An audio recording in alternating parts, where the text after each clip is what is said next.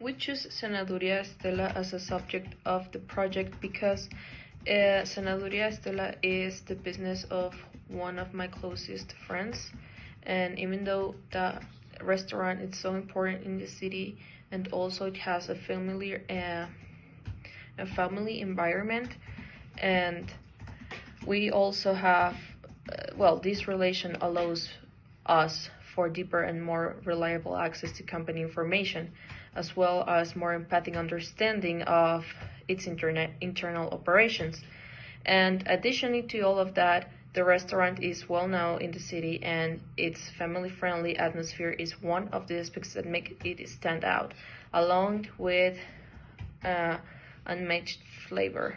So that restaurant is found since 1975, so that means it's also operating since 50 years ago, and it's becoming a benchmark for traditional cuisine in the region.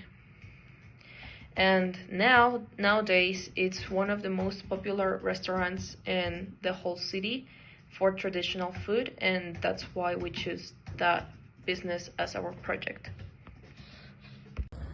Cenaduría Esthela, a traditional restaurant with over 50 years of history in Aguascalientes, enjoys steady demand, especially during festive seasons and weekends when people look for traditional food.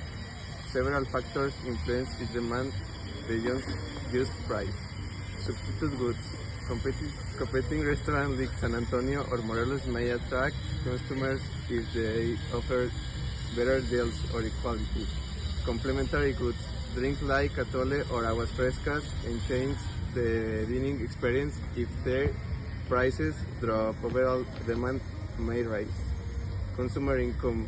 Higher income levels can lead to more spending on elaborate dishes. Peak demands periods include December and Christmas bonus and holidays, Easter, March or April, summer vacations, July and August, Mexican Independence Day, and also weekends and paydays.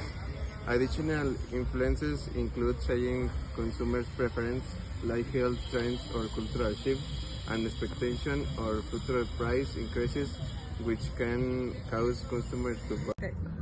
So what does all this mean for Cenaduría Esthela? It means that our ability to serve our dishes doesn't just depend on our motivation.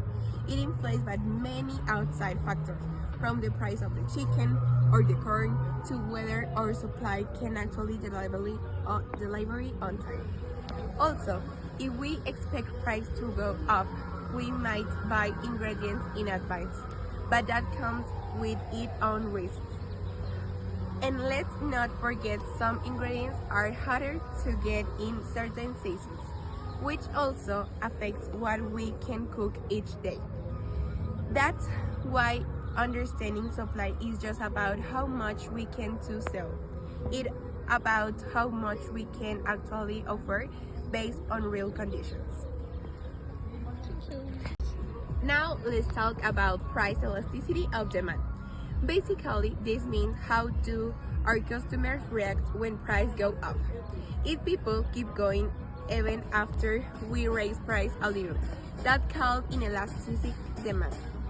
And for Cenaduría Esthela, customers loyalty play a big role here.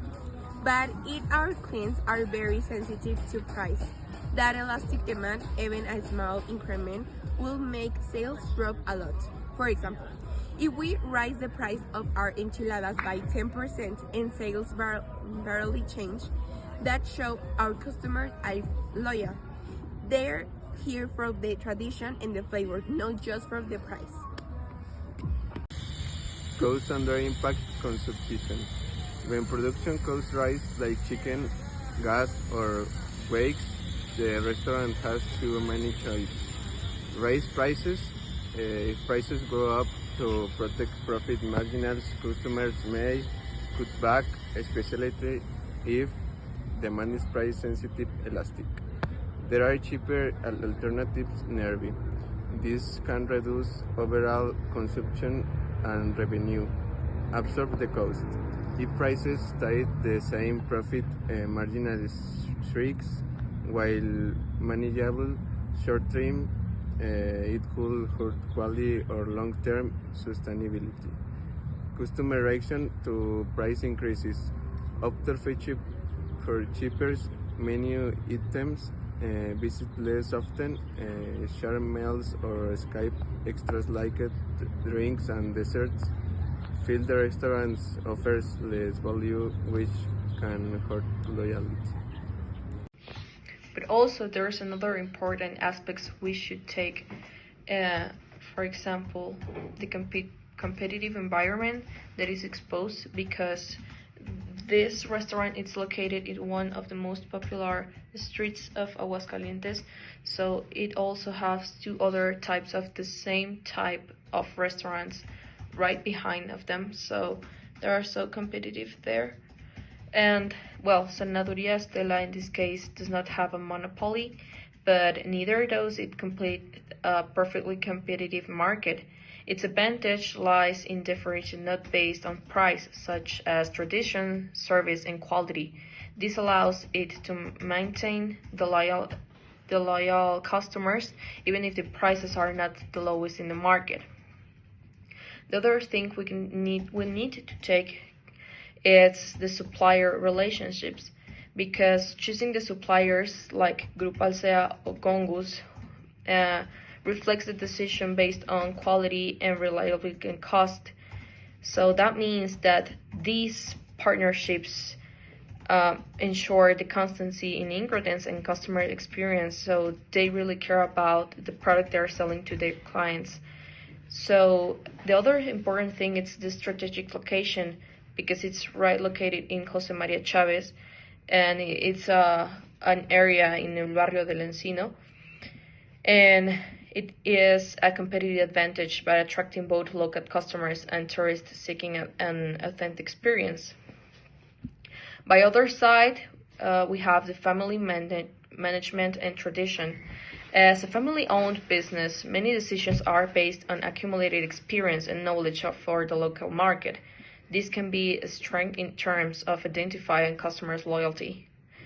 Last but not least, the adaptation of change, because this business has faced change in the economic, technological, and social environment, and the ability to adapt is the key in its decision-making process.